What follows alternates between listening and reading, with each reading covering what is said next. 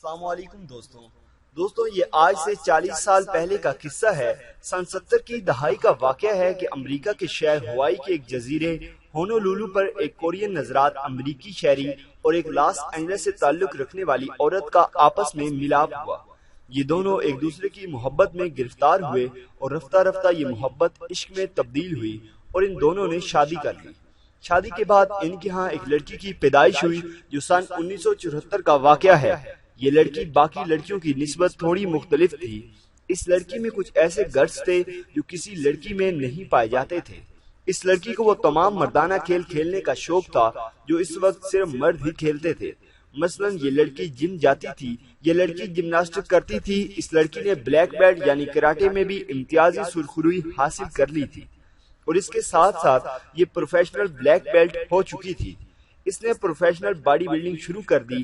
اس لڑکی کے زبردست فیوچر کو دیکھتے ہوئے اس کے والدین نے فیصلہ کیا کہ اس کو ہائی اسکول سے کالج بھیجا جائے، لہٰذا اس نے گریجویشن کے مضامین میں بیولوجیکل سائنس کو منتخب کیا۔ جب اس نے اس مضمون کا چناؤ کیا تو اس دوران اس کے ذہن میں ایک خرافاتی سوچ نے جنم لیا جس نے اس کی زندگی اور انسانیت کے پرسپیکٹو کو تبدیل کر کے رکھ دیا۔ یہ سوچ کیا تھی اور اس کے نتیجے میں کیا چیز پیدا ہوئی، یہ ہم آپ کو آج کی ویڈیو میں بتائیں گے۔ اس لڑکی کا نام کیا تھا یہ کوئی نہیں جانتا، کیونکہ وہ لڑکی کسی کے سامنے اپنا لڑکیوں والا نام پیش نہیں کرنا چاہتی تھی اور نہ اس کو کسی کے سامنے ریویل کرنا چاہتی تھی۔ وقت گزرتا گیا، اس نے خود کو ان سائنسدانوں کے ہاتھوں سپرد کر دیا جو ایک جنس کی دوسری جنس میں ٹرانسفارمیشن کے لیے مختلف قسم کے تجربات کر رہے تھے۔ یعنی اگر کوئی مرد ہے تو اسے عورت کیسے بنایا جائے اور اگر کوئی عورت ہے تو اس کو مرد کیسے بنایا جائے۔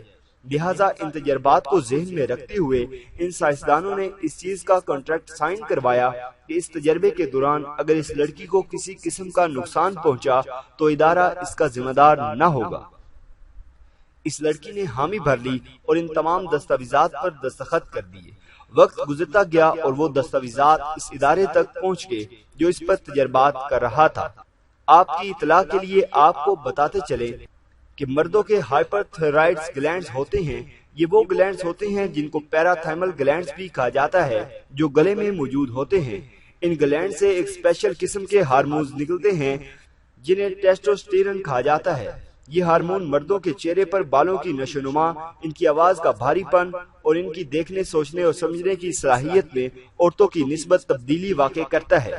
یہ تمام ہارمونز اس لڑکی کے جسم میں انجیکٹ کیے گئے۔ اس دوران اس لڑکی میں مردوں والی خصوصیات پیدا ہونا شروع ہو گئی، حتیٰ کہ سن 2001 تک یہ تقریباً مرد بن چکی تھی۔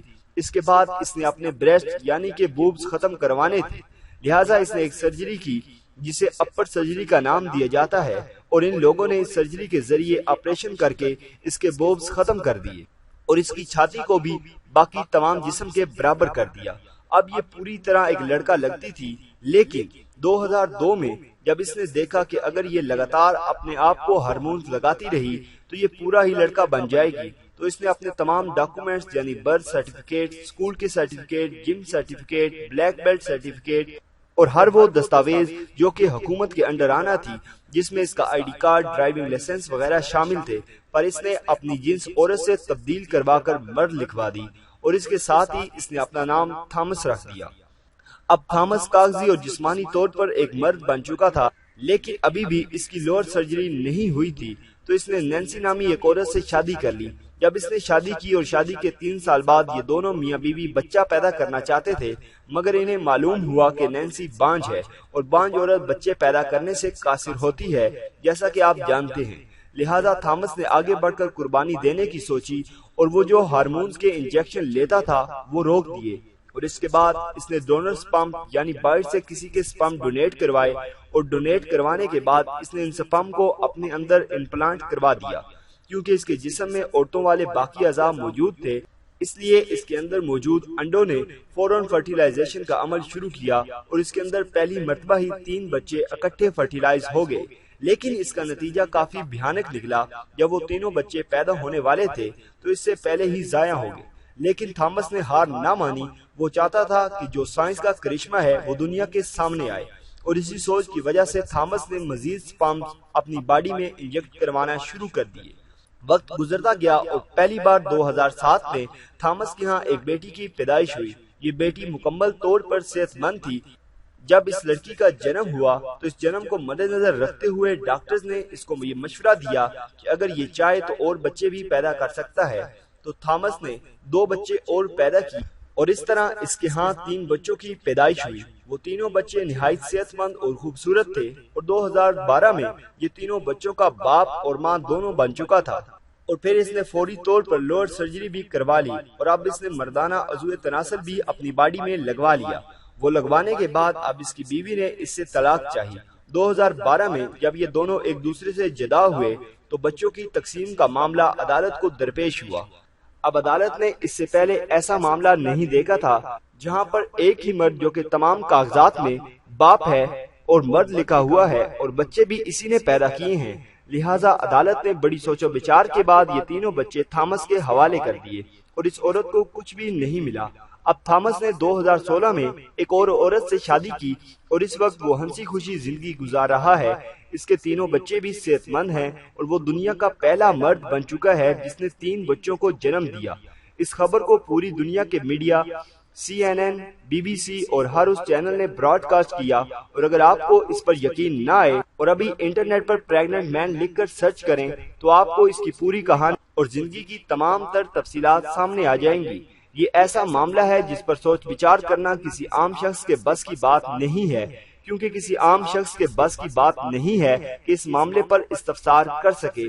جس لیول پر تھامس اپنی زندگی کو لے کر چلا گیا یہ ایک ایسا لیول ہے جہاں انسان کے سوچنے سمجھنے کی صلاحیت اس لیے بھی معاف ہو جاتی ہے کیونکہ انسان یہ نہیں سمجھ پا رہا ہوتا کہ آخر قدرت کو چیلنج کر کے انسان کو کیا مل گیا۔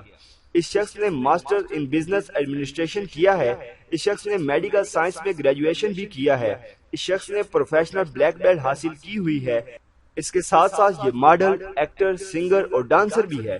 اس میں ہر وہ کوالٹی موجود ہے جو ایک ٹیلنٹڈ انسان میں موجود ہونی چاہیے، وہ سب اس میں موجود ہیں۔ اس سے بڑھ کر یہ پوری دنیا میں مشہور ہے۔ اسے بہت سے امریکن لوگوں نے اس بچے پیدا کرنے والی حرکت سے روکا اور کہا کہ یہ مردوں والی حرکت نہیں جو تم کر رہے ہو، لیکن اس نے اپنی بیوی کے پیار میں بچوں کو جنم دیا اور ٹرانسجینڈر کی کمیونٹی اس کو بہت عظیم اور معتبر مانتے ہیں اور ماننا بھی چاہیے کیونکہ اس نے ایک ایسا کام کیا جو پہلے آج تک کسی نے نہ کیا ہو۔ تو دوستو یہ تھی ہماری آج کی ویڈیو۔ اگر آپ کو ہماری آج کی ویڈیو پسند آئی ہو تو اس کو لائک کریں، اس کے متعلق کوئی بھی سوال ہو تو کمنٹ باکس میں اپنی رائے کا اظہار ضرور کریں اور ہمارا چینل سبسکرائب کرتے ہوئے ساتھ موجود گھنٹی کا بٹن بھی دبا دیں۔ شکریہ۔